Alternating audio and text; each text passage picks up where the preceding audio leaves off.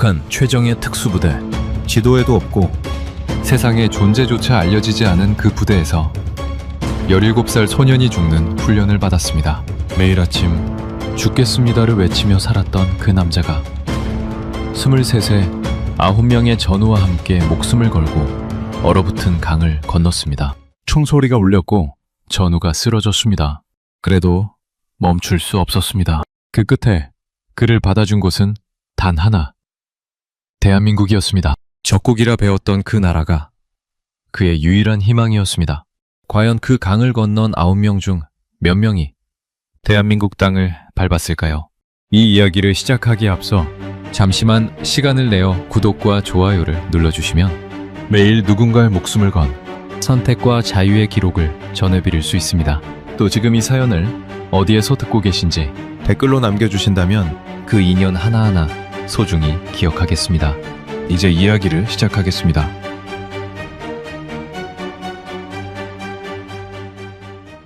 새벽 4시였어요. 기상 나팔 소리가 울리기도 전에 저는 이미 눈을 뜨고 있었습니다. 그게 습관이었죠. 아니, 습관이라기보다는 훈련이었어요. 자는 것조차 훈련의 일부였으니까요. 얼마나 빨리 깨어나는가, 깨어난 직후 얼마나 빠르게 전투 태세를 갖추는가. 그것도 평가 항목이었습니다. 저는 그 시절 잠을 자면서도 긴장을 놓은 적이 없었어요. 제가 배속된 곳은 북한에서도 존재 자체가 극비로 분류된 특수작전 부대였습니다. 대외적으로는 존재하지 않는 부대였죠. 평양 외곽, 산으로 둘러싸인 깊숙한 곳에 자리한 그 막사는 일반 주민들은 물론이고 웬만한 인민군 간부들도 위치를 알지 못했어요. 저는 17살에 차출됐습니다. 학교에서 체력 검사를 받던 날 담당 교원이 저를 따로 불렀고 사흘 뒤 저는 집을 떠났죠. 어머니에게는 좋은데 뽑혔다는 말만 남기고요. 그게 마지막이 될 줄은 몰랐습니다. 5시가 되면 구보가 시작됐어요. 완전 군장으로 15km. 그게 준비운동이었습니다. 그 다음은 격투훈련, 사격, 폭파기술, 잠수, 낙하. 점심은 강냉이밥 한 사발에 된장국 한 그릇이 전부였죠. 배가 고팠냐고요? 늘 고팠어요. 그런데 그게 당연한 줄 알았습니다. 강한 군인은 굶주림도 이겨낸다고 배웠으니까요. 배고프다는 말 자체가 정신이 약하다는 증거였어요. 그래서 아무도 배고프다는 말을 하지 않았습니다. 속으로는 다들 똑같이 허기졌으면서도요. 한겨울에는 난방이 제대로 되지 않아 막사 안에서도 입김이 나왔어요. 군복은 한 벌뿐이라 빨면 얼어붙어서 못 입을 때는 젖은 채로 다시 입기도 했습니다. 손발이 동상에 걸려도 훈련은 멈추지 않았어요. 통증을 느끼는 것조차 사치였던 시절이었죠. 그래도 저는 불평하지 않았습니다. 불평은 사상 불량 태도의 증거였으니까요. 불평하는 사람이 어느 날 갑자기 사라진다는 걸 굳이 누가 가르쳐주지 않아도 몸으로 알고 있었어요. 우리 부대는 9명이 한 분대를 이뤘습니다. 지금 생각하면 아이러니하죠. 나중에 함께 탈북하게 될 그 9명이 처음에는 그 나라를 위해 목숨을 바치겠다고 다짐한 사이였으니까요. 분대장은 저보다 4살 많은 광철이 형이었습니다. 함경북도 청진 출신으로 말수가 적고 눈빛이 깊은 사람이었어요. 몸도 강했지만 정신이 더 강한 사람이었죠. 누구보다 훈련을 열심히 했고 누구보다 충성스러웠습니다. 처음에는요. 형이 나중에 탈북을 결심하게 되는 과정을 곁에서 지켜보면서 저는 사람이 얼마나 많은 것을 혼자 삼키며 살 수 있는지를 배웠어요. 철수는 제 옆 침상을 쓰는 동무였습니다. 강원도 원산 출신으로 덩치가 크고 웃음이 많은 친구였어요. 힘든 훈련이 끝난 밤이면 이불을 뒤집어 쓰고 소곤소곤 이야기를 나눴죠. 고향 얘기, 어머니 얘기, 언젠가 훈련이 끝나면 뭘 먹고 싶다는 얘기. 그런 사소한 것들이 그 시절의 버팀목이었습니다. 철수는 웃을 때 눈이 거의 안 보일 정도로 얼굴 전체로 웃는 친구였어요. 그 웃음이 참 좋았습니다. 그 친구가 나중에 그 강 위에서 제 곁에 쓰러지게 될 줄은 그때는 꿈에도 몰랐어요. 명준이는 우리 중 막내였습니다. 16에 차출된 아이였는데 처음 왔을 때는 얼굴이 아직 어린애 티를 못 벗었더라고요. 그런데 훈련을 가장 악착같이 했어요. 집에 어머니와 어린 여동생이 있다고 했습니다. 잘해야 한다고, 뭔가 잘해서 가족한테 도움이 돼야 한다고. 그 말을 밤마다 혼잣말처럼 중얼거리던 게 기억나요. 명준이는 결국 한국까지 왔습니다. 하지만 그 여정 속에서 그 아이가 잃은 것들을 생각하면 지금도 가슴이 먹먹해집니다. 그 외에도 기억에 남는 동무들이 있어요. 수학을 잘해서 늘 암산으로 탄도를 계산하던 성진이 말이 없어서 처음엔 차갑게 느껴졌지만 알고 보면 누구보다 따뜻했던 재혁이 고향에 약혼녀가 있다며 훈련 내내 그 이야기를 달고 살던 병호. 그리고 2명의 동무가 더 있었습니다. 그 친구들의 이름은 지금 이 자리에서 차마 입에 올리기가 어렵네요. 나중에 말씀드릴 수 있을 것 같습니다. 매일 아침 훈련 전에 우리는 구호를 외쳤어요. 수령님께 충성을 다하여 싸우다 죽겠습니다. 그 말을 외칠 때 저는 거짓말을 하는 게 아니었습니다. 진심으로 그렇게 생각했거든요. 죽어도 좋다고. 그 나라를 위해서라면. 지금 이 말을 들으시는 분들은 이해하기 어려우실 거예요. 어떻게 그런 걸 진심으로 믿을 수 있냐고. 하지만 태어나서부터 그것만 보고 자랐다면 달리 생각하는 게 더 어렵습니다. 의심하는 법 자체를 배운 적이 없으니까요. 정치학습은 일주일에 3번이었어요. 수령님의 말씀을 외우고 혁명 역사를 공부하고 미제와 남조선의 악랄함을 배웠습니다. 남한은 미국의 식민지이며 국민들은 노예처럼 착취당하며 살고 있다고 했어요. 그러니 우리가 혁명을 완수해야 한다고. 저는 그 말도 믿었습니다. 그게 사실인 줄 알았거든요. 남한 사람들을 해방시켜야 한다는 생각을 진심으로 했어요. 지금 생각하면 아득히 아이러니한 일이지만요. 자아비판이라는 것도 있었습니다. 한 주에 한 번씩 모여서 자신의 부족한 점을 스스로 고백하고 동료들 앞에서 비판받는 시간이었어요. 처음에는 굉장히 두렵고 수치스러웠습니다. 그런데 시간이 지나면서 그것도 익숙해지더라고요. 익숙해진다는 게 참 무서운 겁니다. 존엄이 짓밟히는 것에 익숙해지는 것이니까요. 당시에는 그게 존엄이 짓밟히는 건지도 몰랐어요. 그냥 당연한 일상이었습니다. 외부 정보는 철저히 차단됐어요. 라디오도 신문도 외부에서 온 것은 아무것도 접할 수 없었습니다. 우리가 볼 수 있는 것은 당에서 허가한 것뿐이었죠. 그 벽 너머에 어떤 세상이 있는지 상상조차 하지 않았어요. 아니, 상상하면 안 된다는 걸 몸으로 알고 있었습니다. 생각의 경계선이 있었어요. 그 선 앞에서 스스로 멈추는 법을 저는 아주 어릴 때부터 배웠던 거죠. 그러던 어느 날 임무 중에 평양이 아닌 외곽 지방을 지나친 적이 있었습니다. 차 안에서 바깥을 잠깐 봤는데 도로변에 아이들이 있더군요. 뼈가 보일 만큼 야윈 아이들이 땅을 뒤지고 있었어요. 먹을 것을 찾는 거였습니다. 꽃제비 아이들이었죠. 저는 그 광경을 보고 이상하다고 생각했습니다. 우리나라는 강성대국이라고 배웠는데 왜 저 아이들은 저러고 있나? 하지만 그 의문은 그 순간에 끝났어요. 생각하면 안 된다는 걸 알았으니까요. 저는 시선을 앞으로 돌렸습니다. 아무것도 보지 않은 것처럼. 그게 얼마나 잔인한 선택이었는지를 그때는 몰랐어요. 우리는 그렇게 살았습니다. 매일 아침 충성을 외치고 매일 밤 굶주림을 이겨내고 매일 스스로의 의심을 스스로 짓밟으면서. 그게 삶이었어요. 그게 우리의 전부였죠. 바깥에 다른 세상이 있다는 것을, 인간이 두려움 없이 살 수도 있다는 것을, 배가 부른 게 당연한 일일 수도 있다는 것을. 그때는 아무도 몰랐습니다. 하지만 균열은 이미 시작되고 있었어요. 아주 작은 곳에서부터 아주 조용하게. 우리가 알아채지 못하는 사이에. 그 일이 있기 전까지 저는 의심하지 않았습니다. 아니, 정확히는 의심하지 않으려고 했어요. 의심의 씨앗이 아주 없었던 건 아니었거든요. 꽃제비 아이들을 봤던 그날처럼 설명되지 않는 장면들이 가끔 눈에 들어왔습니다. 하지만 저는 그때마다 시선을 돌렸어요. 생각의 문을 닫아버렸죠. 그렇게 사는 게 익숙했으니까요. 그런데 어떤 것들은 아무리 눈을 감으려 해도 보여버리는 것들이 있더라고요. 한번 보고 나면 다시는 못 보지 않은 척 할 수 없는 것들이요. 제가 23살이 되던 해, 봄이 막 시작될 무렵이었습니다. 부대에 명령이 내려왔어요. 전체 집합이었죠. 훈련 명령인 줄 알았습니다. 그런데 집합 장소가 평소 훈련장이 아니라 부대 내 광장이었어요. 이상하다 싶었는데 가보니 우리 부대뿐만이 아니었습니다. 인근 부대 병력까지 모두 집결해 있었어요. 수백 명이 넘었죠. 광장 한가운데에는 무언가가 준비되어 있었습니다. 처음에는 무슨 행사인가 싶었어요. 그런데 아니었습니다. 단상 위로 사람들이 끌려 나왔어요. 3명이었습니다. 군복을 입고 있었는데 완전히 망가진 상태였어요. 얼굴은 알아보기 어려울 만큼 부어 있었고 제대로 서 있지도 못했죠.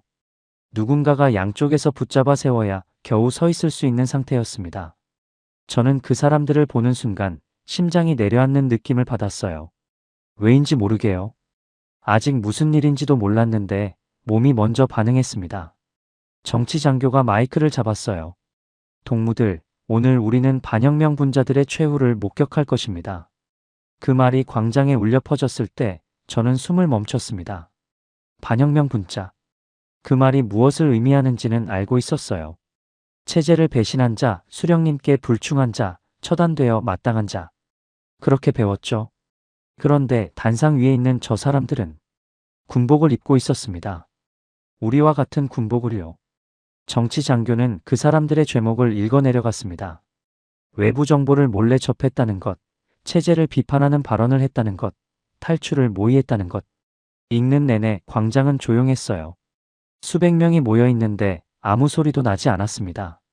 숨소리조차 조심스러웠어요. 저도 그랬죠. 숨을 쉬는 것조차 들킬까봐 두려운 것처럼.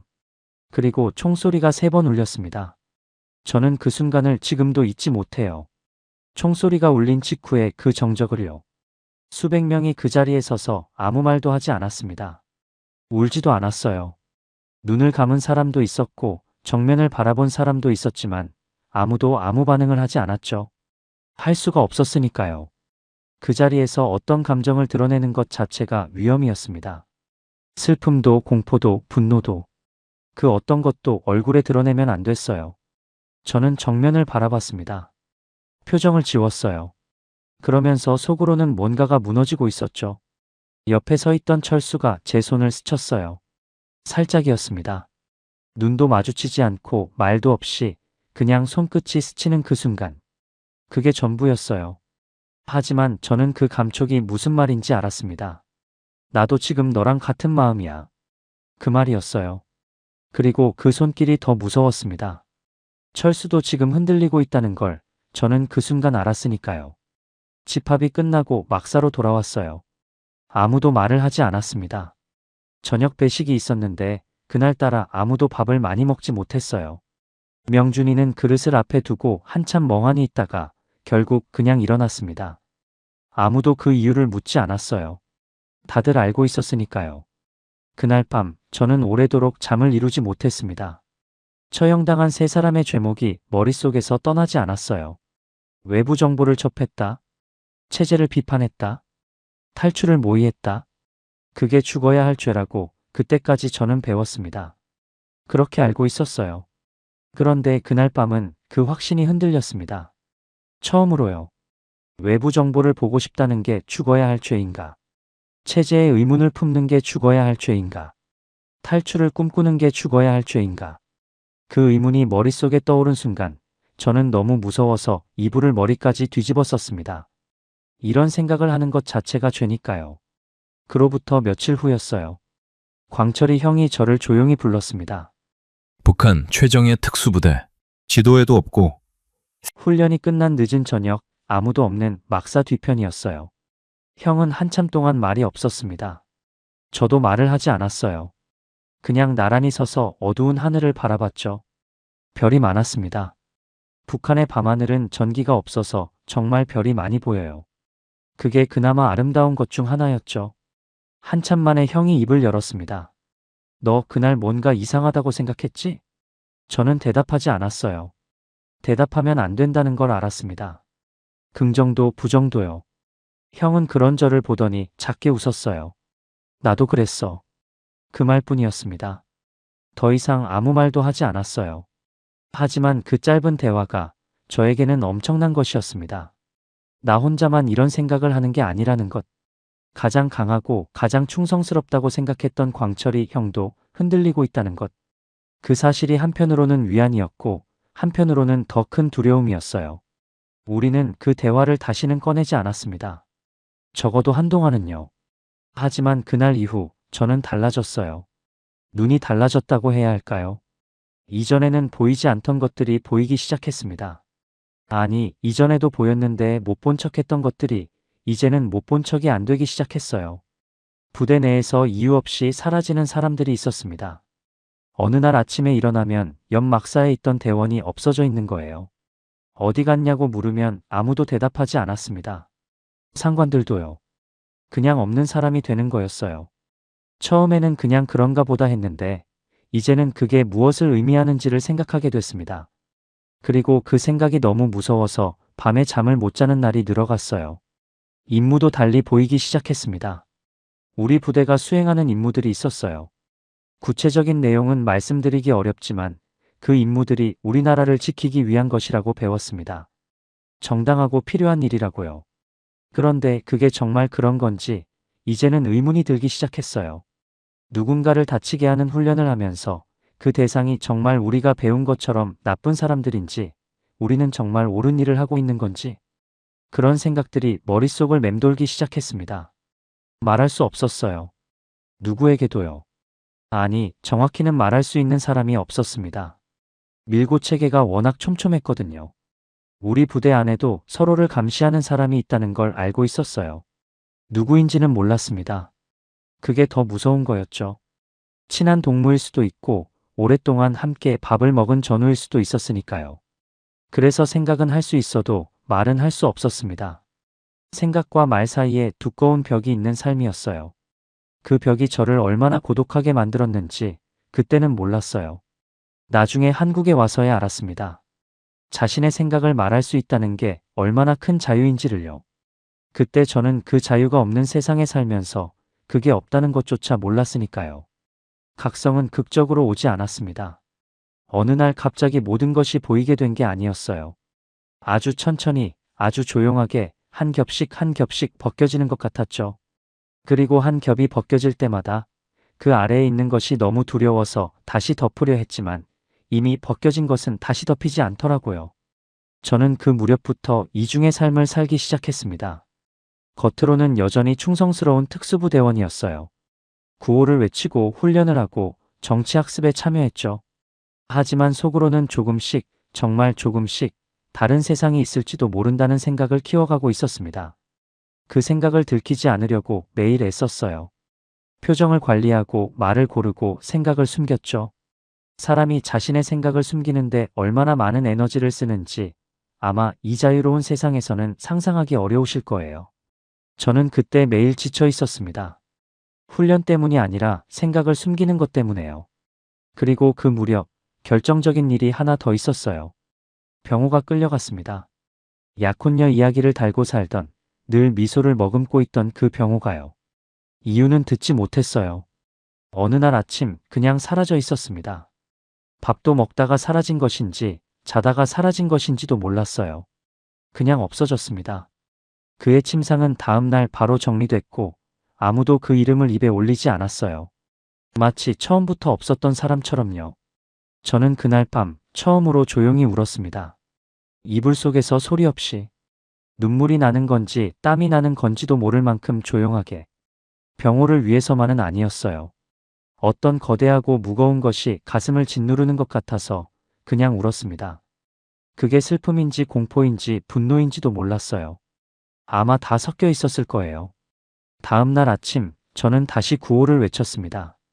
수령님께 충성을 다하여 싸우다 죽겠습니다. 그 말이 그날은 유난히 목구멍에 걸렸어요. 병호가 사라지고 나서 우리는 달라졌습니다. 겉으로는 아무것도 달라지지 않았어요. 훈련은 계속됐고 구호는 계속 외쳤고 정치학습도 빠지지 않고 참여했죠. 하지만 속으로는 우리 9명 사이에 뭔가 보이지 않는 것이 흐르기 시작했습니다. 말로 표현할 수 없는 것이었어요. 눈빛이 달라졌달까요? 훈련 중에 잠깐 눈이 마주칠 때 이전과는 다른 무언가가 그 안에 있었습니다. 우리끼리만 아는 것, 우리끼리만 느끼는 것, 하지만 절대로 말할 수 없는 것. 그 침묵이 오래 이어졌어요. 얼마나 오래였는지 정확히는 기억나지 않습니다. 계절이 한번 바뀐 것 같았어요. 여름이 지나고 가을이 오고 그 가을도 끝자락에 접어들 무렵이었습니다. 훈련이 끝나고 모두가 막사에 들어간 늦은 밤, 광철이 형이 다시 저를 불렀어요. 이번에는 막사 뒤편이 아니었습니다. 형은 저를 데리고 부대 외곽 철조망 근처 구석으로 갔어요. 아무도 없는 곳이었죠. 칠흑같이 어두운 밤이었습니다. 형은 한참 주위를 살폈어요. 그리고 아주 낮은 목소리로 말했습니다. 나 떠나려고. 저는 그 말을 듣는 순간 온몸이 굳어버렸어요. 심장이 멈추는 것 같았습니다. 머리로는 그 말이 무슨 뜻인지 알면서도 귀가 믿기지 않았어요. 특수부대원이, 그것도 분대장이 탈북을 입에 올리다니. 그 말 한마디가 들키면 즉결 처형이었습니다. 저는 아무 말도 못하고 형을 바라봤어요. 형은 계속했습니다. 병호가 왜 끌려갔는지 알아? 저는 모른다고 했어요. 형이 말했습니다. 병호가 임무 중에 중국 쪽 라디오를 우연히 들었다고, 그게 보고됐다고요. 라디오를 들었다는 것만으로요. 음악이 나오는 라디오를 귀에 댄 것만으로 그 친구는 끌려간 거였습니다. 형은 그 말을 하면서 굉장히 낮고 무거운 목소리였어요. 분노인지 슬픔인지 그 경계에 있는 목소리였죠. 이 나라는 우릴 사람으로 안 봐. 형이 그렇게 말했을 때 저는 그 말에 반박할 수가 없었습니다. 아니라고 말하고 싶었어요. 우리는 특수부대원이고 국가의 방패이고 소중한 존재라고.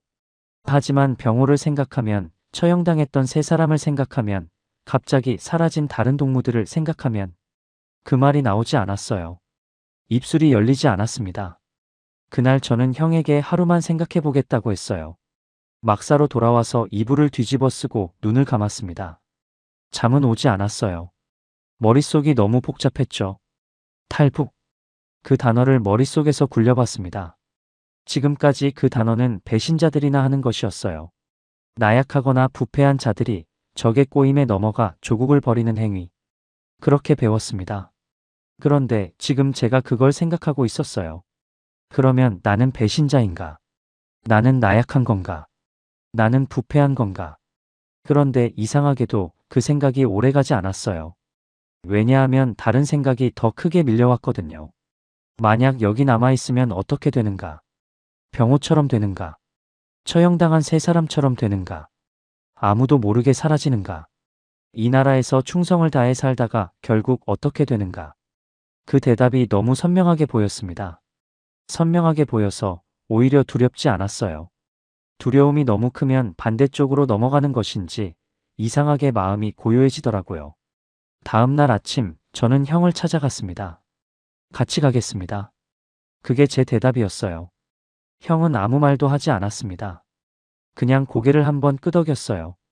그 눈빛에 무언가가 있었습니다.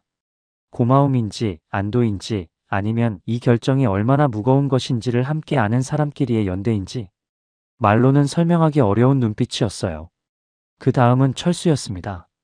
형이 철수에게 말을 꺼냈을 때 철수는 잠시 눈을 감았다가 떴어요. 그리고 이렇게 말했죠. 사실 나도 혼자 생각하고 있었어. 그 말이 얼마나 무거운 말인지 지금도 기억합니다. 그 친구가 얼마나 오래, 얼마나 혼자서 그 생각을 안고 있었을지. 말 한마디 못하고 혼자서요. 그렇게 한 명씩이었어요.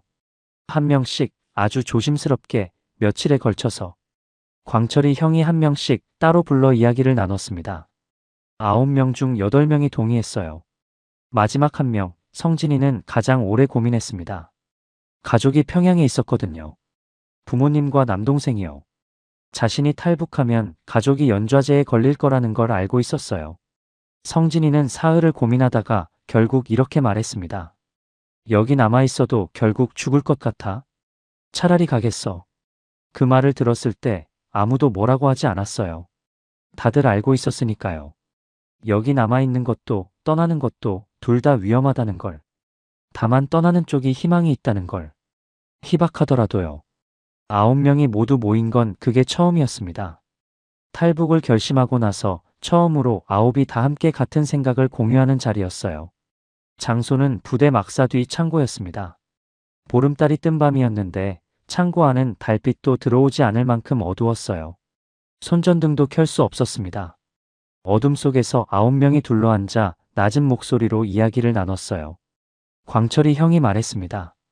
누구 하나라도 흔들리면 다 죽어. 마음속에 조금이라도 의심이 있으면 지금 말해. 아무도 말하지 않았어요. 어둠 속에서 아무 소리도 들리지 않았습니다. 그 침묵이 우리 9명의 대답이었어요. 정보 수집이 시작됐습니다. 탈북 루트에 대한 정보는 생각보다 구하기 어려웠어요. 우리는 특수부대원이었지만 그렇다고 탈북 경로를 아는 건 아니었거든요. 오히려 일반 주민들이 더 잘 알 수도 있었습니다. 그 사람들은 장마당에서 소문으로 들어서 알고 있으니까요. 우리는 철저히 차단된 환경에서 살았기 때문에 아는 게 거의 없었어요. 다행히 재혁이에게 루트가 하나 있었습니다. 재혁이의 먼 친척 중에 탈북에 성공한 사람이 있다는 소문이 있었거든요. 물론 확인된 건 아니었어요. 하지만 그게 당시 우리가 가진 유일한 실마리였습니다. 재혁이는 임무 이동 중 잠깐 마을을 지나칠 기회를 이용해서 아는 사람을 통해 연락을 시도했어요. 그게 발각되면 그 자리에서 끝이었습니다. 재혁이는 그걸 알면서도 했어요. 그 친구의 용기가 없었다면 우리는 시작조차 못했을 거예요. 브로커 연결이 됐습니다. 직접 만나지는 못했어요. 메시지를 전달하는 방식이었죠. 요구하는 돈이 어마어마했습니다. 9명 전원이 움직이는 거라 더더욱요.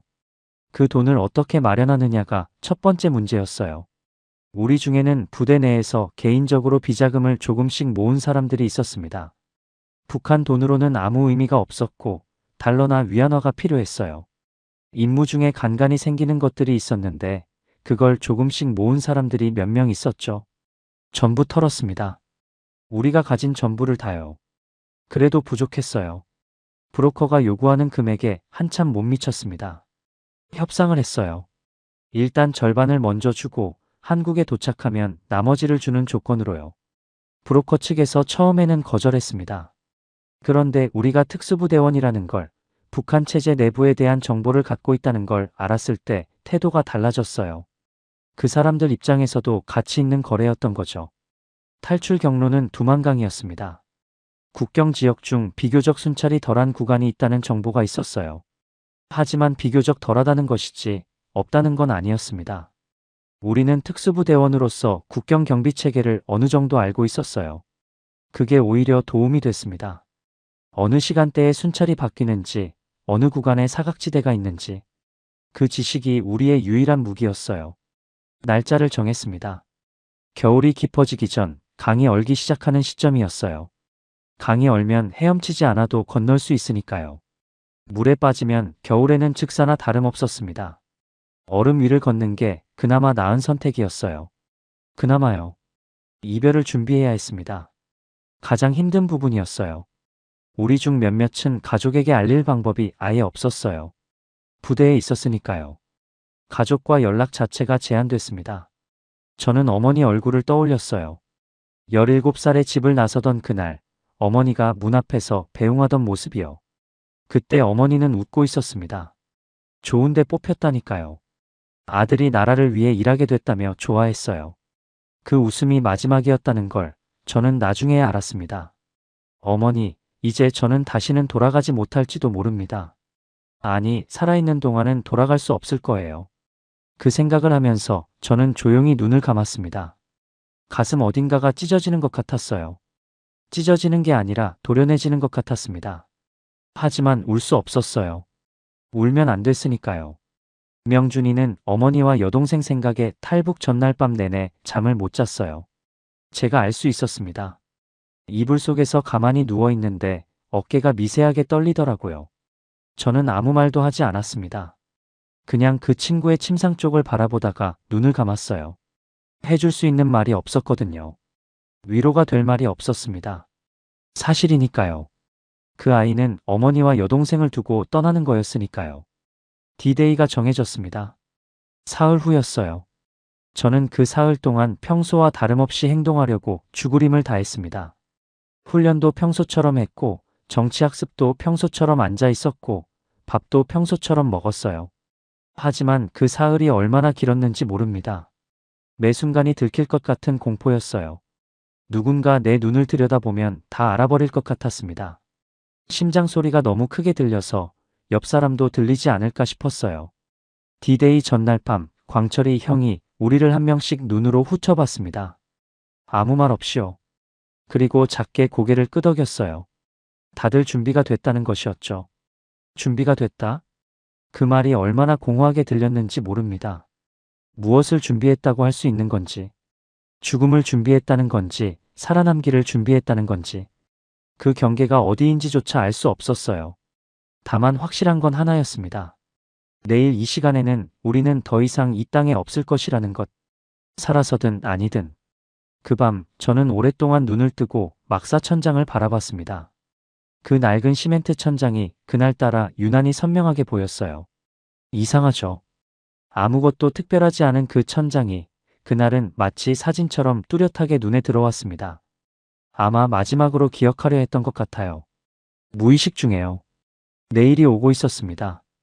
그날은 유난히 하늘이 맑았습니다. 겨울 하늘이 그렇게 높고 파랗게 보인 적이 없었어요. 아침 구보를 하면서 저는 자꾸 하늘을 올려다봤습니다.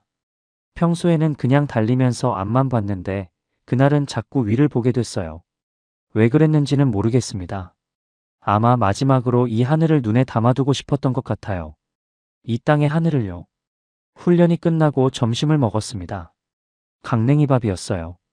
늘 먹던 그 맛이었죠. 그런데 그날은 한 숟갈 한 숟갈이 다 느껴졌어요. 평소에는 그냥 넘겼는데 그날은 씹는 느낌이 다 느껴졌습니다. 이게 마지막 식사가 될 수도 있다는 생각이 어딘가에 있었던 것 같아요. 무의식 중에요. 철수가 밥을 먹으면서 저를 한번 쳐다봤습니다. 아주 짧은 순간이었어요. 눈이 마주쳤다가 바로 시선을 내렸죠. 그 눈빛에 모든 게 담겨 있었습니다. 오늘 밤이라는 것, 두렵다는 것, 그래도 간다는 것. 저는 아무 말 없이 밥그릇을 내려다봤어요. 그것으로 충분했습니다. 오후 훈련도 평소처럼 했어요. 저는 그날 오후 내내 아무 생각을 하지 않으려고 했습니다. 생각하면 흔들릴 것 같아서요. 그냥 몸만 움직였어요. 사격 훈련을 하면서, 격투 훈련을 하면서 그냥 몸이 기억하는 대로만 움직였습니다. 생각의 스위치를 끄는 것. 그게 그날 오후 제가 할 수 있는 전부였어요. 저녁 점호가 끝나고 소등 시간이 됐습니다. 막사불이 꺼졌어요. 다들 누웠죠. 하지만 아무도 자지 않았습니다. 그건 알 수 있었어요. 숨소리가 달랐거든요. 자는 사람의 숨소리와 깨어서 눈을 감고 있는 사람의 숨소리는 달라요. 우리 9명 모두 눈을 감고 있었지만 아무도 자고 있지 않았습니다. 12시가 됐어요. 광철이 형이 일어났습니다. 소리가 거의 없었어요.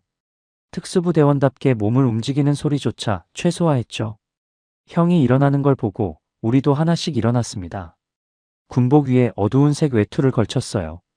미리 준비해 둔 것들이었습니다. 필요한 것들만 챙겼어요. 돈, 신분증처럼 쓸 수 있는 것들, 그리고 각자 하나씩의 작은 봉지. 그 봉지 안에 뭐가 들어 있었냐고요. 명준이 봉지 안에는 어머니 사진이 있었습니다. 낡고 구겨진 흑백 사진이었어요. 그게 그 아이가 챙긴 전부였습니다. 막사문을 열었어요. 바깥은 어두웠습니다. 구름이 달을 가려줬어요. 그게 다행이었죠. 달빛이 없으면 그만큼 몸이 덜 보이니까요. 바람이 불었습니다. 겨울바람이라 칼날처럼 찼어요. 숨을 들이쉬면 폐가 아릴 만큼요. 하지만 그 추위가 오히려 정신을 맑게 해줬습니다. 두려움도 추위 속에서는 조금 다르게 느껴지더라고요. 무뎌지는 것 같기도 하고 오히려 선명해지는 것 같기도 하고. 광철이 형이 앞장섰습니다. 우리는 일렬로 따라갔어요. 아무 말도 없었죠. 신호는 미리 정해뒀습니다. 손짓으로요. 멈춰라, 엎드려라, 움직여라. 그 세 가지면 충분했어요. 우리는 특수부대원이었으니까요. 몸이 그걸 기억하고 있었습니다. 부대 외곽까지 이동하는데 1시간이 걸렸어요. 겨우 몇백 미터 거리였는데 1시간이었습니다. 그만큼 조심스럽게 움직였어요. 한 걸음 딛고 주위를 살피고 또 한 걸음. 순찰대가 지나가면 엎드려서 기다렸습니다. 땅이 얼어 있어서 엎드리면 온몸으로 그 차가움이 전해졌어요. 하지만 움직이면 안 됐습니다. 기다려야 했어요. 얼마나 기다려야 하는지도 모른 채로. 외곽 철조망에 닿았을 때 재혁이가 앞으로 나섰어요. 미리 철조망 절단 도구를 구해뒀거든요. 그것도 재혁이가 어렵게 구한 것이었습니다. 조심스럽게 철사를 자르는 소리가 났어요. 그 소리가 겨울 밤 공기 속에서 유난히 크게 들렸습니다. 실제로는 아주 작은 소리였겠지만 그 순간 저에게는 엄청나게 크게 들렸어요. 가슴이 쿵쿵 뛰었습니다. 구멍이 생겼어요. 9명이 하나씩 빠져나갔습니다. 저는 뒤에서 세 번째였어요. 철조망을 통과할 때 옷이 살짝 걸렸습니다. 그 순간 심장이 멈추는 것 같았어요. 걸린 옷을 조심스럽게 떼어내고 빠져나왔습니다. 바깥이었어요. 부대 밖이었죠. 처음으로 울타리 바깥에 나온 겁니다. 여기서부터 국경까지는 도보로 3시간이었어요. 브로커가 알려준 루트였습니다. 우리는 도로를 피해 산을 탔어요. 겨울산이었습니다. 눈이 쌓여 있었고 발이 빠졌어요. 한 걸음 내디딜 때마다 무릎까지 눈 속으로 꺼졌습니다. 그 눈 속을 3시간 동안 걸었어요. 말 한마디 없이요. 숨소리도 최대한 줄이면서요. 중간에 명준이가 발을 헛디뎠습니다. 경사진 곳에서 미끄러졌어요. 소리가 났죠. 작은 소리였지만 그 순간 우리 모두 멈췄습니다. 심장이 목까지 올라왔어요. 광철이 형이 손짓으로 엎드리라고 했습니다. 우리는 눈 위에 납작 엎드렸어요. 10분을 그렇게 있었습니다. 아무 소리도 들리지 않았어요. 형이 다시 손짓을 했죠. 일어나라는 신호였습니다. 명준이는 아무 말도 하지 않았어요. 미안하다는 말도요. 할 수 없었으니까요. 두만강이 보였습니다. 나무 사이로 강이 보이는 순간 저는 발이 멈췄어요. 의도한 게 아니었습니다. 그냥 멈춰졌어요. 강은 얼어 있었습니다. 달빛이 잠깐 구름 사이로 나왔다가 들어갔는데 그 짧은 순간에 강 표면이 빛났어요. 차갑고 단단하게 얼어붙은 표면이요. 저쪽이 중국이었습니다. 강 하나를 건너면요. 광철이 형이 우리를 돌아봤어요. 어두워서 표정은 보이지 않았습니다. 하지만 그 눈빛만은 보였어요. 달빛이 잠깐 비춰줬거든요. 형의 눈에서 뭔가를 봤습니다. 두려움이었어요. 가장 강한 사람도 지금 이 순간만큼은 두려웠던 거죠. 그게 이상하게 위안이 됐습니다. 나만 두려운 게 아니라는 것이요. 형이 속삭였어요. 강 건너면 뒤 돌아보지 마. 무조건 뛰어. 우리는 고개를 끄덕였습니다. 말 없이요. 첫 번째로 내려간 건 광철이 형이었어요. 강둑을 내려가 얼음 위에 발을 올렸습니다. 얼음이 버텨줬어요. 형이 손짓을 했습니다. 내려오라는 신호였죠. 한 명씩 내려갔어요. 저는 5번째였습니다. 얼음 위에 발을 올리는 순간 그 단단함이 느껴졌어요. 차가웠습니다. 신발 바닥을 통해서도 그 차가움이 전해졌어요. 우리는 뛰지 않았습니다. 처음에는요. 얼음이 깨질 수 있어서 조심스럽게 걸었어요. 발을 살살 디디면서 간격을 벌려서. 강폭은 그리 넓지 않았지만 그 짧은 거리가 영원처럼 느껴졌습니다. 발 아래에서 얼음이 가끔 우지직 소리를 냈어요. 그 소리가 날 때마다 숨이 멈췄습니다. 중간쯤 왔을 때였어요. 뒤에서 불빛이 보였습니다. 손전등이었어요. 강둑 위쪽에서요. 순찰대였습니다. 그 불빛이 강 쪽을 향해 스윕하듯 움직이고 있었어요. 아직 우리를 발견한 건 아니었습니다. 하지만 그 불빛이 조금만 더 내려오면 우리가 있는 쪽을 비추게 될 거였어요. 광철이 형이 외쳤습니다. 속삭임이 아니었어요. 처음으로 소리를 질렀죠. 뛰어! 우리는 뛰었습니다. 얼음 위를 전력 질주했어요. 얼음이 깨질까봐 겁내던 것도 없어졌습니다. 그냥 뛰었어요. 발이 미끄러졌지만 뛰었어요. 바람이 얼굴을 때렸지만 뛰었습니다. 뒤에서 고함 소리가 들렸어요.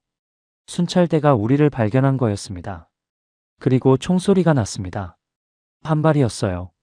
첫 번째 총소리였죠. 그 소리가 얼마나 컸는지 겨울 밤 공기를 가르고 산까지 울려 퍼졌어요. 저는 뛰면서 왼쪽을 봤습니다. 철수가 있었어요. 그 친구가 저와 나란히 뛰고 있었습니다. 눈이 마주쳤어요. 그 친구가 웃었습니다. 그 상황에서 총소리가 울리는 그 순간에 철수는 저를 보면서 웃었어요. 겁나지 않는다는 게 아니었습니다. 그냥 우리 함께 있다는 거였어요. 그게 그 웃음이었습니다. 두 번째 총소리가 났습니다. 그리고 철수가 쓰러졌어요. 소리도 없었습니다. 그냥 뛰다가 옆으로 쓰러졌어요. 마치 발이 걸린 것처럼요. 저는 멈추려 했습니다. 본능적으로 멈추려 했어요. 그런데 앞에서 광철이 형의 목소리가 들렸습니다. 멈추면 죽어. 뛰어. 저는 뛰었어요. 뛰면서 울었습니다. 소리도 없이요. 눈물인지 바람에 눈이 시려서 나오는 건지도 몰랐어요. 그냥 뛰었습니다. 철수의 이름을 부르지 못했어요. 부르면 안 됐으니까요. 소리를 내면 안 됐으니까요. 중국 땅에 발을 디뎠습니다. 강 반대편 둑을 올라서는 순간 저는 쓰러지듯 주저앉았어요. 다리에 힘이 풀렸습니다. 숨을 쉴 수가 없었어요. 공기가 폐 속으로 들어오는 게 느껴지는데 숨이 쉬어지지 않는 것 같았습니다. 광철이 형이 제 팔을 잡아 일으켰어요. 움직여. 여기서 멈추면 안 돼. 저는 일어났습니다. 다리가 떨렸어요. 뒤를 돌아봤습니다. 강 건너편 얼음 위에 무언가가 있었어요. 어두워서 잘 보이지 않았지만 알 수 있었습니다. 철수였어요. 움직이지 않았습니다. 인원을 확인했어요. 8명이었습니다. 철수가 없었어요. 아무도 말을 하지 않았습니다. 할 수 없었어요. 해서는 안 됐고요. 뒤에서 소리가 들려오고 있었으니까요. 광철이 형이 앞장서서 뛰기 시작했습니다. 우리는 따라갔어요. 중국 땅 위를 숲속으로 달렸습니다. 저는 달리면서 뒤를 한 번 더 돌아봤어요. 형이 뒤 돌아보지 말라고 했는데도요. 강이 보였습니다. 얼어붙은 강이요. 그 위에 작은 점처럼 뭔가가 있었어요. 달빛이 잠깐 그 위를 비췄다가 다시 구름 속으로 숨었습니다. 철수야. 그 이름을 저는 속으로만 불렀습니다. 미안해. 같이 왔어야 했는데. 내가 먼저 건너왔어야 했는데. 내가 더 빨리 끌어줬어야 했는데. 뛰어오면서 수백 번의 후회가 머릿속을 채웠어요. 하지만 달려야 했습니다. 멈추면 다음은 저였으니까요. 그래서 뛰었어요. 그 죄책감을 안고서요. 숲속 깊이 들어가서야 우리는 멈출 수 있었습니다. 8명이 나무 사이에 쓰러지듯 앉았어요. 아무도 말이 없었습니다. 숨소리만 들렸어요. 가쁜 숨소리들이요. 명준이는 눈 위에 앉아서 무릎에 얼굴을 묻었어요. 어깨가 떨렸습니다. 재혁이는 하늘을 바라봤어요. 성진이는 두 손으로 얼굴을 감쌌습니다. 광철이 형은 아무것도 하지 않았어요. 그냥 앉아서 강 쪽을 바라봤습니다. 말없이요. 오래도록요. 형이 얼마나 오래 그러고 있었는지 저는 지금도 기억합니다. 그 뒷모습이요. 어두운 숲속에서 강 쪽을 바라보던 그 뒷모습이요. 철수를 두고 온 것에 대해 우리 중 아무도 그날 밤 아무 말을 하지 않았어요. 말할 수 없었습니다. 말을 하면 무너질 것 같아서요. 무너지면 다시 일어설 수 없을 것 같아서요. 아직 갈 길이 멀었습니다. 철수의 목까지 살아야 했어요. 중국이었습니다. 하지만 여기가 끝이 아니었어요. 아직 아무것도 끝나지 않았습니다. 오히려 새로운 위험이 기다리고 있었죠. 이 땅에서 우리는 아무것도 아니었습니다. 이름도 신분도 보호도 없는 사람들이었어요. 그게 어떤 의미인지를 우리는 곧 알게 됩니다. 중국 땅을 처음 밟았을 때 저는 자유를 느끼지 못했습니다. 솔직히 말씀드리면 그랬어요. 강을 건넜으니까 살았다. 이제 됐다. 그런 느낌이 올 줄 알았어요. 그런데 그게 아니었습니다. 오히려 더 무서웠어요. 북한에서의 공포는 적어도 어떤 공포인지 알고 있었거든요. 어디서 오는지, 어떻게 피해야 하는지. 하지만 이 땅에서의 공포는 달랐습니다. 아무것도 모르는 곳에서 아무것도 없이 아무도 우리를 지켜주지 않는 곳에서의 공포였어요. 우리는 8명이었습니다. 철수가 없는 8명이요. 숲속에서 날이 밝을 때까지 기다렸어요. 움직이면 안 됐습니다. 국경 근처에는 북한 순찰대뿐 아니라 중국 공안도 있었거든요. 중국 공안에게 잡히면 북한으로 강제 송환된다는 걸 알고 있었어요. 브로커에게서 들은 정보였습니다. 강을 건너도 잡히면 다시 그곳으로 보내진다는 것. 그리고 잡혀서 돌아간 사람들이 어떻게 됐는지는 굳이 말하지 않아도 아실 거예요. 새벽 5시쯤 됐을 때 브로커 연락책이 나타났습니다. 미리 약속한 장소였어요. 조선족 아주머니였는데 50대쯤 돼 보였습니다. 말이 없는 분이었어요. 우리를 보더니 인원을 세고는 고개를 끄덕이고 따라오라는 손짓을 했습니다. 그게 전부였어요. 인사도 없었고 위로도 없었고 설명도 없었습니다. 그냥 따라오라는 손짓 하나. 우리는 따라갔어요. 달리 선택지가 없었습니다. 연락책 아주머니가 우리를 데려간 곳은 국경마을 외곽의 낡은 창고였어요. 안에는 이미 다른 사람들이 있었습니다. 탈북자들이었어요. 우리처럼 강을 건너온 사람들이요. 서너 명이었는데 다들 눈이 퀭하고 몸이 앙상했습니다. 얼마나 오래 거기 있었는지 모를 만큼요. 그 사람들이 우리를 바라봤어요.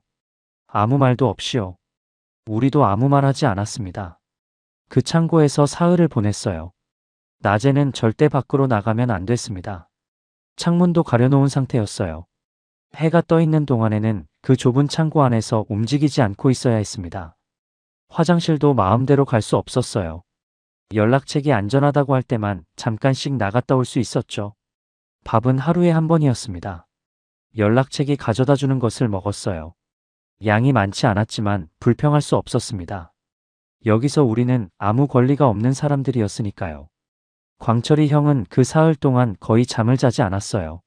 앉아서 계속 생각을 했습니다. 뭔가를 계속 계산하는 것 같았죠. 다음 단계, 그 다음 단계. 형은 분대장이었을 때처럼 여전히 우리 8명을 책임지려 했어요. 그 모습이 한편으로는 든든했고 한편으로는 안쓰러웠습니다. 형도 철수를 잃은 사람이었으니까요. 슬퍼할 시간조차 없이 다음을 생각해야 하는 사람이었으니까요. 사흘째 밤에 이동이 시작됐습니다. 연락책 아주머니가 차를 데려왔어요. 낡은 트럭이었습니다. 짐칸이 있었는데 거기에 올라타야 했어요. 짐칸 바닥에 이것저것 짐이 실려 있었고 우리는 그 짐 사이에 몸을 숨겼습니다.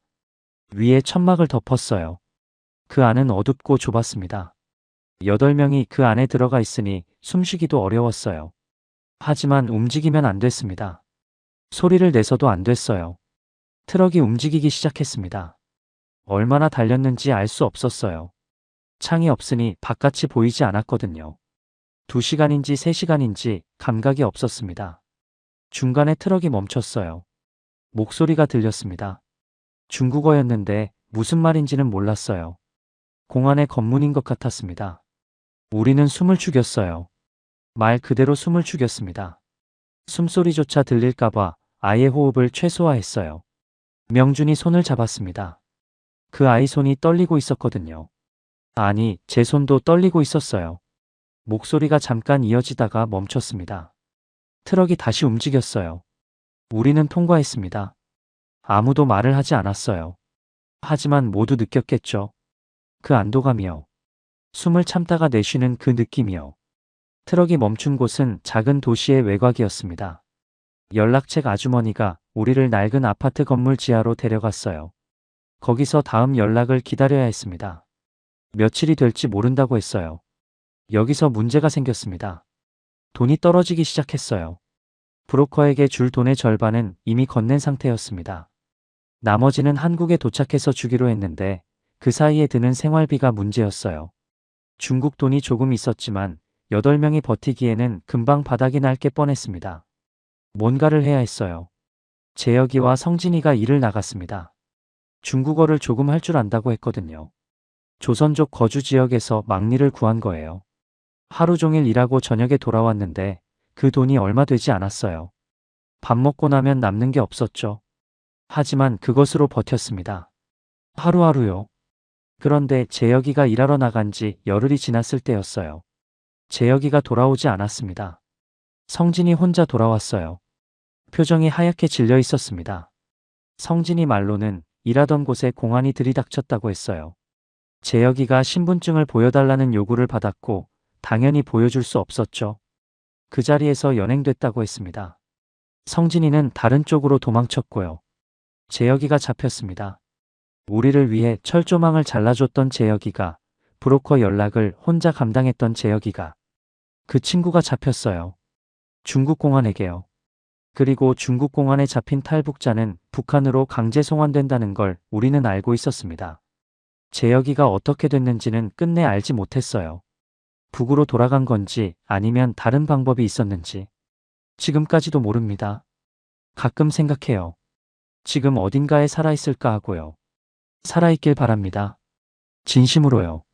하지만 그게 얼마나 가능성 있는 바람인지는 저도 알고 있어요. 광철이 형은 재혁이 소식을 듣고 한참 동안 아무 말도 하지 않았습니다. 벽을 바라보고 앉아 있었어요. 그 옆에서 성진이가 고개를 숙이고 있었죠. 이건 내 탓이라고, 내가 같이 있었어야 했다고. 성진이는 그날 밤 내내 그 말을 반복했습니다.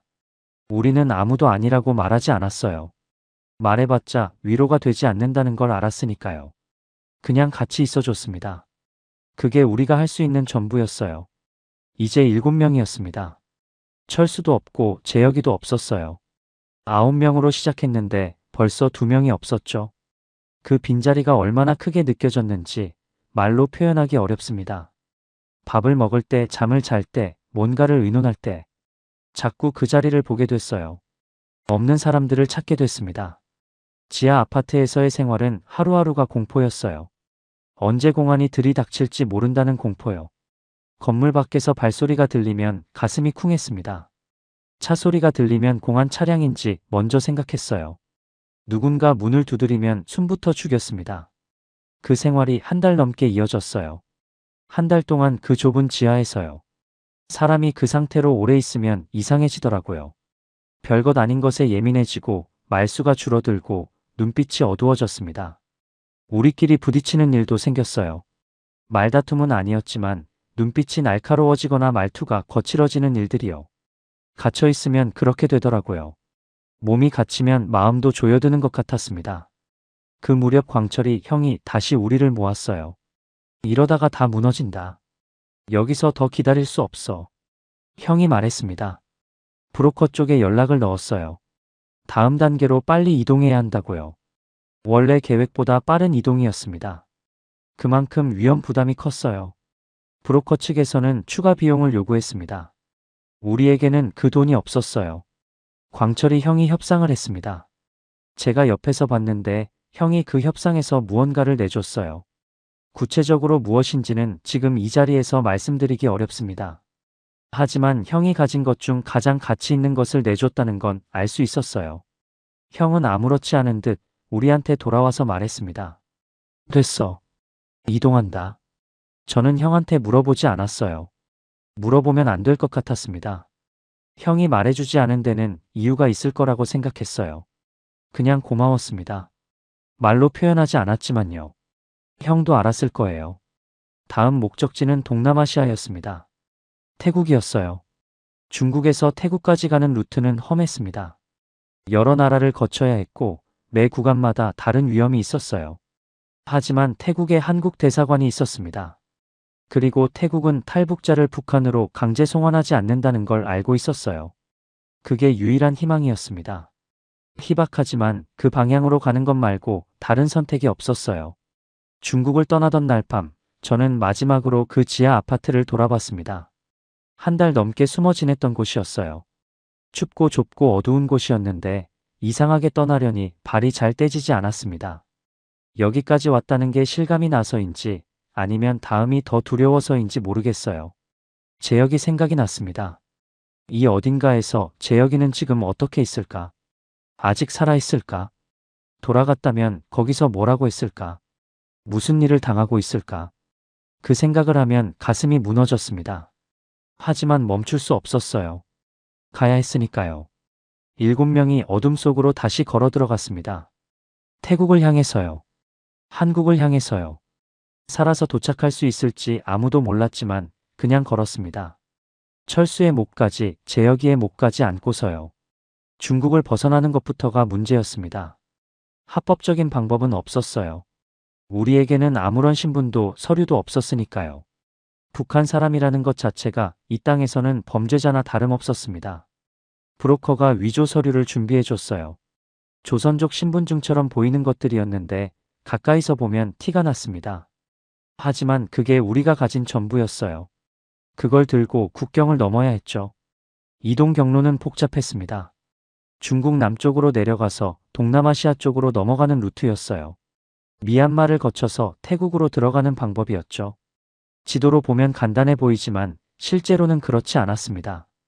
산악지대를 걸어서 넘어야 하는 구간이 있었고 밀림을 통과해야 하는 구간도 있었어요.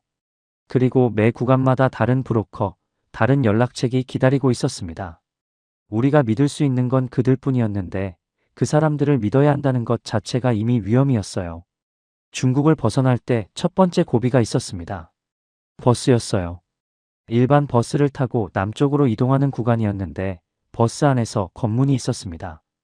군인이 2명 올라타서 신분증을 확인했어요. 우리는 위조 신분증을 들고 있었습니다. 성진이가 제일 앞에 앉아 있었어요. 군인이 성진이한테 신분증을 요구했을 때 저는 뒤에서 성진이의 뒷목을 봤습니다. 딱딱하게 굳어 있었어요. 아주 짧은 순간이었지만 저는 그게 보였습니다. 성진이가 신분증을 내밀었어요. 군인이 그걸 들여다봤습니다. 한참 들여다봤어요. 그 시간이 얼마나 길었는지 모릅니다. 실제로는 몇 초였겠지만 저한테는 몇 분처럼 느껴졌어요. 심장이 얼어붙는 것 같았습니다. 군인이 성진이를 한번 보고 신분증을 한번 보고 그리고 돌려줬어요. 넘어갔습니다. 뒤에 앉아있던 광철이 형이 제 무릎을 살짝 눌렀어요. 괜찮다는 신호였죠. 저는 창밖을 바라보면서 천천히 숨을 내쉬었습니다. 손이 떨리고 있었어요. 주먹을 쥐어서 감췄습니다. 미얀마 국경을 넘은 건 밤이었어요. 산이었습니다. 가파른 산이었죠. 브로커가 데려온 현지 안내인이 앞장서서 걸었는데 그 사람은 이 길을 수도 없이 다닌 사람처럼 익숙하게 움직였어요. 우리는 그 뒤를 따라 걸었습니다. 날씨가 달랐어요. 중국 북쪽의 건조한 추위와는 다른 습하고 무거운 더위였습니다. 한겨울이었는데도 땀이 났어요. 북한에서 겨울을 보낸 몸이 그 열기를 감당하기가 쉽지 않았습니다. 산을 넘는데 하룻밤이 걸렸어요. 중간에 멈추지 않았습니다. 안내인이 멈추지 말라고 했거든요. 이유는 말해주지 않았어요. 하지만 멈추면 안 된다는 건 알 수 있었습니다. 우리는 그냥 걸었어요. 다리가 아프고 숨이 차고 땀이 눈에 들어와도 그냥 걸었습니다. 명준이가 중간에 발목을 접질렸어요. 소리를 지르지 않았습니다. 이를 악물고 걸었어요. 그 아이 얼굴을 봤는데 눈물이 고여 있었습니다. 아프다는 눈물인지 다른 이유의 눈물인지는 모르겠어요. 저는 명준이 옆에 붙어서 걸었습니다. 말없이요.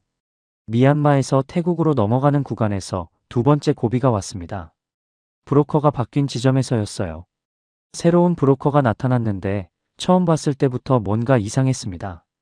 눈빛이 달랐어요. 이 일을 하는 사람들 특유의 눈빛이 있는데 그 눈빛이 아니었거든요. 광철이 형도 느낀 것 같았어요. 형이 저한테 눈짓을 했습니다. 조심하라는 신호였죠. 그 브로커가 우리를 데려간 곳은 허름한 창고였어요. 태국 국경 근처라고 했습니다.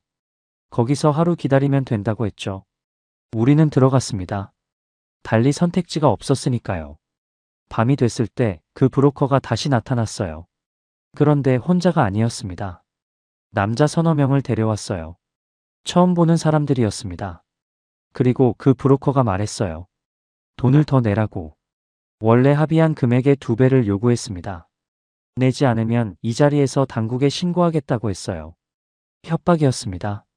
우리는 그 돈이 없었어요. 없다고 했죠. 브로커 측 남자들이 앞으로 나섰습니다. 분위기가 험악해졌어요. 우리 7명, 그쪽 4명. 숫자는 우리가 많았지만 우리는 지쳐 있었고 무기가 없었습니다. 그쪽은 달랐어요. 광철이 형이 앞으로 나섰습니다. 형은 상대방 브로커와 눈을 맞췄어요. 그리고 아주 낮고 차분한 목소리로 말했습니다. 우리가 누구인지 알려줬어요. 북한 특수부대 출신이라는 것, 북한 체제 내부의 정보를 갖고 있다는 것, 그것이 어디서 얼마에 팔리는지 알고 있다는 것, 그리고 여기서 우리가 어떻게 되면 그 정보도 함께 사라진다는 것을요. 브로커는 한참 형을 바라봤습니다. 그리고 물러섰어요. 완전히 물러선 건 아니었습니다. 추가 금액을 낮추는 것으로 협상이 됐어요. 우리가 가진 것 중 줄 수 있는 것들을 줬습니다. 시계, 반지, 남은 위안화. 그것들을 다 털어줬어요. 그게 전부였습니다. 그걸 받은 브로커가 고개를 끄덕였어요. 이동을 계속하겠다는 신호였죠. 그날 밤 아무도 잠을 자지 못했습니다. 형이 배신당할 뻔했다는 충격도 있었지만 그것보다는 앞으로 얼마나 더 이런 일이 있을지에 대한 두려움이 더 컸어요. 우리를 보호해주는 사람이 없다는 것, 우리를 이용하려는 사람들 속에서 우리끼리만 버텨야 한다는 것. 그 현실이 그날 밤 더 선명하게 느껴졌습니다. 태국으로 들어가는 마지막 구간은 강을 건너는 것이었어요. 메콩강이었습니다. 두만강과는 달랐어요. 넓고 유속이 빨랐습니다. 밤이었고 작은 나무배를 탔어요. 노를 젓는 사람은 현지인이었고 우리는 배 바닥에 납작 엎드렸습니다. 배가 흔들렸어요. 강물 소리가 크게 들렸죠. 저는 배 바닥을 손으로 잡고 눈을 감았습니다. 두만강이 생각났어요. 그 얼어붙은 강 위를 뛰던 것이요. 그리고 철수가 생각났습니다. 그 친구도 이 강을 건넜다면 어땠을까 하고요. 태국 땅에 발을 디뎠습니다. 강을 건너서 흙을 밟는 순간 이상하게 다리가 풀렸어요. 강을 건널 때마다 이렇게 되는 것 같았습니다. 몸이 기억하는 것 같았어요. 강을 건너면 살았다는 것을요. 방콕까지 이동하는데 이틀이 걸렸습니다. 버스를 타고 걷고 또 버스를 타고 방콕에 가까워질수록 도시가 달라졌어요. 불빛이 많아졌습니다. 간판이 보였고 차가 많아졌고 사람이 많아졌어요. 저는 그 불빛들을 창밖으로 바라봤습니다. 북한에서는 밤에 저런 불빛을 볼 수 없었어요. 전기가 없으니까요. 저 많은 불빛이 그냥 켜져 있다는 게 그 당시 저한테는 낯설고 이상한 것이었습니다. 아직은요. 방콕에 도착한 날 광철이 형이 말했습니다. 내일 대사관에 간다. 그 말이 얼마나 크게 들렸는지 몰라요. 대사관. 한국 대사관. 그 말 자체가 그때는 거의 전설 같은 것이었습니다. 실제로 있는 곳이라는 게 실감이 나지 않았어요. 그날 밤은 작은 게스트하우스에서 잤습니다. 브로커가 마련해 준 곳이었어요. 낡고 좁은 방이었지만 처음으로 바닥이 아니라 침대가 있었습니다. 저는 그 침대에 누웠는데 잠이 오지 않았어요. 천장을 바라보면서 생각했습니다. 내일이면 정말 될 수도 있겠구나. 내일이면 정말 끝날 수도 있겠구나. 그런데 바로 그날 밤이었어요. 성진이가 없어졌습니다. 아침에 일어났을 때 성진이 자리가 비어 있었어요. 가방도 없었습니다. 흔적이 없었어요. 광철이 형이 주위를 살펴봤는데 쪽지 하나가 있었습니다. 성진이가 써놓은 것이었어요. 형, 나는 못 가겠어. 가족이 자꾸 생각나. 미안해. 그게 전부였습니다. 우리는 한참 그 쪽지를 바라봤어요. 아무 말도 하지 않았습니다. 성진이는 기억나시죠? 평양에 부모님과 남동생이 있다고 했던 친구요. 사흘을 고민하다가 차라리 가겠다고 했던 친구요. 그 친구가 마지막에 돌아선 거였습니다. 대사관 바로 앞에서요. 성진이가 어디로 갔는지는 모릅니다. 돌아가려 했는지 아니면 어딘가에 숨으려 했는지 그냥 사라졌어요. 지금도 어딘가에 있을 거라고 믿고 싶습니다. 살아있길 바라요. 하지만 그 쪽지를 마지막으로 그 친구의 소식은 듣지 못했습니다. 이제 6명이었습니다. 9명으로 시작했어요. 철수는 강 위에서 잃었고 재혁이는 중국에서 잃었고 성진이는 방콕에서 잃었습니다. 3명이요. 9명 중 3명이요. 광철이 형이 우리 6명을 돌아봤습니다. 말이 없었어요. 형의 눈이 붉었습니다. 잠을 못 자서인지 울었는지 저는 몰랐어요. 형은 쪽지를 천천히 접어서 주머니에 넣었습니다. 그리고 말했어요. 가자. 한국 대사관까지는 버스로 30분이었습니다. 그 30분이 지난 몇 달의 여정보다 길게 느껴졌어요. 버스 창밖으로 방콕 거리가 지나갔습니다. 사람들이 보였어요. 아침을 먹고 있는 사람들, 출근하는 사람들, 웃으면서 이야기하는 사람들. 그 평범한 장면들이 저한테는 너무 낯설었습니다. 저 사람들은 오늘 자기가 살아있다는 것에 감사하지 않겠죠. 그냥 평범한 아침이니까요.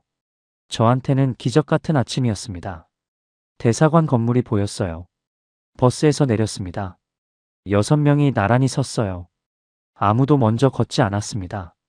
다들 그 건물을 바라봤어요. 대한민국 국기가 걸려 있었습니다. 태극기요. 북한에서 그 깃발은 적의 깃발이었습니다. 타도해야 할 대상의 상징이었어요. 그런데 지금 저한테는 그 깃발이 살아있다는 것을 의미하는 것처럼 보였습니다. 광철이 형이 첫걸음을 내디뎠어요. 우리가 따랐습니다. 대사관 입구에 도착했을 때 경비원이 있었어요. 우리를 바라봤습니다. 우리가 어떤 상태인지 아셨겠죠? 몇 달을 도망다닌 사람들의 모습이 어떤지요. 저는 그 경비원을 바라보면서 말했습니다. 목소리가 떨렸어요. 저희 북한에서 왔습니다. 보호를 요청합니다. 그 말을 하는 순간 광철이 형이 제 옆에서 무릎을 꿇었어요. 그냥 주저앉은 거였습니다. 힘이 빠진 거죠. 저도 모르게 저도 주저앉았어요. 명준이는 얼굴을 손으로 감싸고 울기 시작했습니다. 소리내서 울었어요. 처음으로요. 지금까지 한 번도 소리내서 울지 않았는데 그 앞에서 처음으로 소리내서 울었습니다. 저는 울지 않았어요. 울고 싶었는데 눈물이 나오지 않았습니다. 그냥 그 태극기를 바라봤어요. 바람에 흔들리는 태극기를요. 철수야, 재혁아, 성진아. 우리 왔어. 여기까지 왔어. 인천공항에 내렸을 때 저는 한참 동안 움직이지 못했습니다. 비행기에서 내려서 걷다가 어느 순간 멈춰 섰어요. 뒤에서 사람들이 지나갔습니다. 다들 바쁘게 움직이고 있었어요. 캐리어를 끌고 전화기를 보면서 누군가와 이야기하면서 그 평범한 풍경 속에서 저만 멈춰 있었습니다. 발이 떨어지지 않았어요. 이 땅이 진짜인지 제가 진짜 여기 있는 건지 그게 실감이 나지 않았거든요. 광철이 형이 제 어깨를 건드렸어요. 가자. 형의 목소리가 떨렸습니다. 형도 저와 같은 마음이었던 거죠. 형은 그냥 앞을 향해 걸었어요. 저도 걷기 시작했습니다. 발이 바닥에 닿는 느낌이 이상했어요. 이 바닥이 한국의 바닥이라는 것. 그 사실이 한 걸음 한 걸음 전해졌습니다. 공항 안은 따뜻했어요. 히터가 나오고 있었거든요. 그 따뜻함이 몸에 스며드는 게 느껴졌습니다. 북한에서, 중국에서 산을 넘고 강을 건너던 그 내내 추웠어요. 얼어붙은 강 위를 뛰던 그날부터 계속요. 그런데 그 공항 안의 따뜻함이 그 오랜 추위를 한꺼번에 녹여내는 것 같았습니다. 몸이 아니라 뭔가 더 깊은 곳에서요. 명준이는 공항 창문 앞에 서서 바깥을 바라봤어요. 서울의 야경이 보였습니다. 불빛이 가득한 도시였어요. 그 아이가 한참 바깥을 바라보다가 저한테 말했습니다. 형, 저기 불이 다 켜져 있어요. 저는 그 말을 듣는 순간 가슴이 먹먹해졌어요. 불이 켜져 있다는 것. 그게 명준이한테는 경이로운 것이었던 거죠. 북한에서 밤은 어두웠습니다. 전기가 없어서요. 평양 일부 지역은 몰라도 대부분의 지역은 밤이 되면 그냥 어두웠어요. 그런데 저 도시 전체에 불이 켜져 있었습니다. 꺼지지 않고요. 그 아이가 그걸 보면서 한 첫 번째 말이 불이 다 켜져 있어요 였어요. 저는 아무 말도 하지 않았습니다. 그냥 그 아이 옆에 서서 같이 바라봤어요. 하나원에서의 생활이 시작됐습니다. 처음 그곳에 들어갔을 때 저는 모든 것이 낯설었어요. 방이 따뜻했습니다. 밥이 나왔어요. 흰 쌀밥이었죠. 흰 쌀밥을 그렇게 오랜만에 먹어봤습니다. 첫 번째 숟갈을 떴을 때 저는 잠깐 멈췄어요. 이 밥이 진짜인지 꿈인지 구분이 안 됐거든요. 그냥 한 숟갈 먹었습니다. 따뜻했어요. 그게 다였는데 눈물이 났습니다. 왜 눈물이 나는지도 몰랐어요. 그냥 났습니다. 교육이 시작됐어요. 한국 사회 적응을 위한 교육이었습니다. 은행 사용하는 법, 대중교통 타는 법, 의료 시스템 이용하는 법. 우리한테는 다 처음 듣는 것들이었어요. 북한에서는 존재하지 않는 개념들이었거든요. 선생님이 설명해 주시는데 저는 그게 무슨 말인지 이해가 안 되는 것들이 많았습니다. 부끄러웠어요. 어른인데 어른도 다 아는 것들을 모른다는 게요. 한 번은 교육 중에 선생님이 물어봤습니다. 가장 먹고 싶은 게 뭐냐고요. 다들 대답을 했어요. 치킨, 피자, 삼겹살. 그런 것들이었습니다. 명준이 차례가 됐을 때 그 아이가 잠깐 생각하더니 말했어요. 어머니가 해주던 된장찌개요. 그 말에 교실이 잠깐 조용해졌습니다. 선생님도 잠깐 말을 잇지 못하셨어요. 명준이는 어머니 생각을 했던 거죠.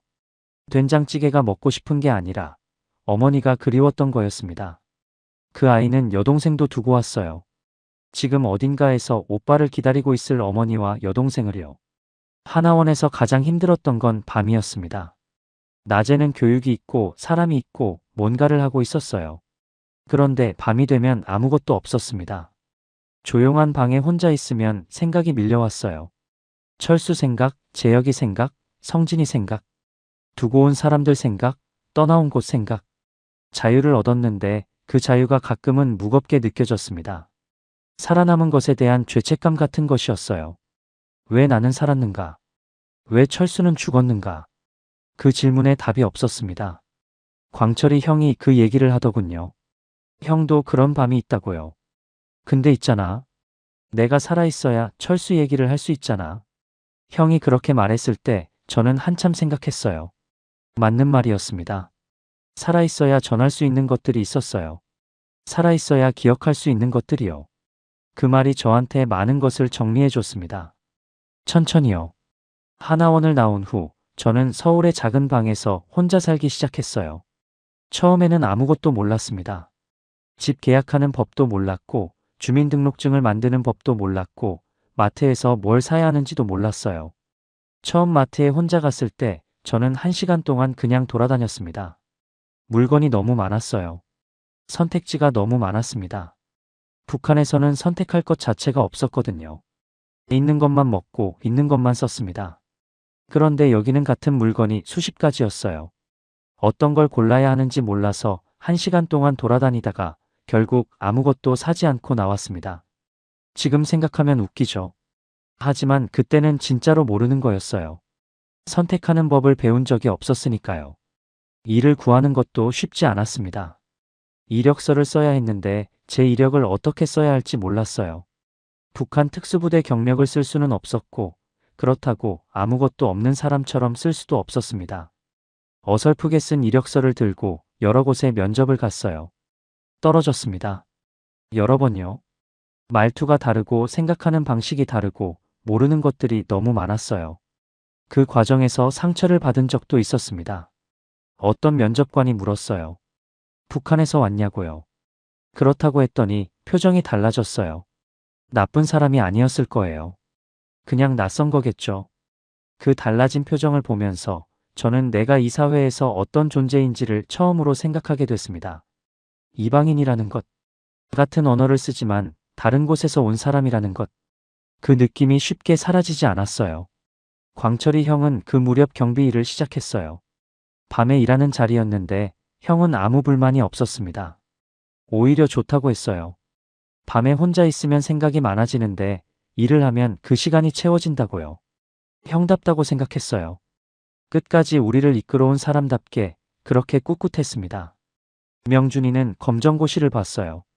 그 아이는 북한을 나올 때 19이었는데 학교를 제대로 다니지 못했거든요. 하나원을 나오고 나서 공부를 시작했습니다. 낮에 일하고 밤에 공부했어요. 저는 가끔 명준이한테 전화를 했는데 그 아이가 항상 책 읽는 소리가 들렸습니다. 전화를 받으면서도 책을 보고 있었어요. 어느 날 명준이가 저한테 말했습니다. 형, 저 합격했어요. 그 말을 들었을 때 저는 한참 말을 못했어요. 명준이가 얼마나 힘들게 여기까지 왔는지를 알고 있었으니까요. 그 아이가 가진 것은 아무것도 없었는데 그게 다 자기 힘으로 된 거였습니다. 어머니한테 보여주고 싶다고 했어요. 합격증을요. 언젠가 통일이 되면 어머니한테 제일 먼저 이걸 보여주고 싶다고요. 저는 그 말을 듣고 전화기를 잡은 채로 한참 눈을 감았습니다. 저는 지금 조그만 물류회사에서 일하고 있어요. 특별한 일은 아닙니다. 새벽에 일어나서 일하러 가고 저녁에 돌아와서 밥을 먹고 씻고 자는 삶이에요. 아주 평범한 삶이죠. 그런데 이 평범함이 저한테는 기적입니다. 아침에 눈을 뜰 때 저는 가끔 그냥 잠깐 누워 있어요. 오늘 하루도 아무도 저를 감시하지 않는다는 것. 오늘 하루도 제가 먹고 싶은 걸 먹을 수 있다는 것. 오늘 하루도 하고 싶은 말을 할 수 있다는 것. 그 당연한 것들을 저는 당연하게 느끼지 않으려고 합니다. 잊으면 안 되거든요. 그 당연함이 얼마나 귀한 것인지를요. 자유가 뭔지 아냐고 누가 물어보면 저는 이렇게 말합니다. 자유는 큰 게 아니에요. 밤에 불을 마음껏 켤 수 있는 것, 먹고 싶은 걸 스스로 고를 수 있는 것, 무서워서가 아니라 졸려서 눈을 감을 수 있는 것. 그런 것들이 자유입니다. 그게 없어 본 사람은 알아요. 그게 얼마나 크고 소중한 것인지를요. 철수 생각은 아직도 자주 합니다. 그 친구의 마지막 웃음이 가끔 생각나요. 총소리가 울리는 그 순간에 저를 바라보면서 웃었던 그 얼굴이요. 그 웃음이 무슨 뜻이었는지 저는 지금도 생각합니다. 두렵지 않다는 게 아니었을 거예요. 겁이 났겠죠. 당연히요. 그런데도 웃었던 건 아마도 같이 있어서였을 거예요. 혼자가 아니라서요. 저는 그 웃음을 기억하기 위해서 살고 있는 것 같기도 해요.